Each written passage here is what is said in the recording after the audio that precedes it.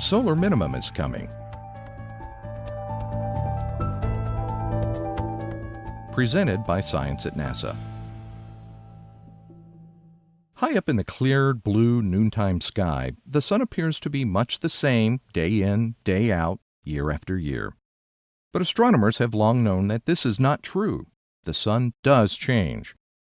Properly filtered telescopes reveal a fiery disk, often speckled with dark sunspots. Sunspots are strongly magnetized and they crackle with solar flares, magnetic explosions that illuminate Earth with flashes of X-rays and extreme ultraviolet radiation. The sun is a seething mass of activity. Until it's not. Every 11 years or so, sunspots fade away, bringing a period of relative calm. This is called solar minimum, says Dean Pesnell of NASA's Goddard Space Flight Center in Greenbelt, Maryland, and it's a regular part of the sunspot cycle. The sun is heading towards solar minimum now. Sunspot counts were relatively high in 2014, and now they're sliding toward a low point expected in 2019 to 2020. While intense activity such as sunspots and solar flares subside during solar minimum, that doesn't mean the sun becomes dull. Solar activity simply changes form. For instance, says Pesnell, during solar minimum we can see the development of long-lived coronal holes.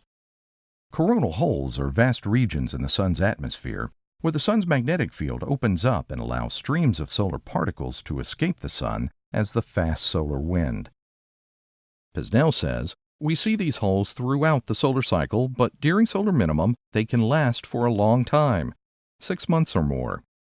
Streams of solar wind flowing from coronal holes can cause space weather effects near Earth when they hit Earth's magnetic field. These effects can include temporary disturbances of the Earth's magnetosphere, called geomagnetic storms, auroras, and disruptions to communications and navigation systems. During solar minimum, the effects of Earth's upper atmosphere on satellites in low Earth orbit changes too. Normally, Earth's upper atmosphere is heated and puffed up by the ultraviolet radiation from the sun. Satellites in low Earth orbit experience friction as they skim through the outskirts of our atmosphere. This friction creates drag, causing satellites to lose speed over time and eventually fall back to Earth.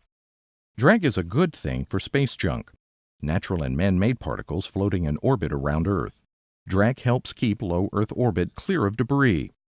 But during solar minimum, this natural heating mechanism subsides. Earth's upper atmosphere cools and to some degree can collapse. Without a normal amount of drag, space junk tends to hang around. There are unique space weather effects that get stronger during solar minimum. For example, the number of galactic cosmic rays that reach Earth's upper atmosphere increases during solar minimum.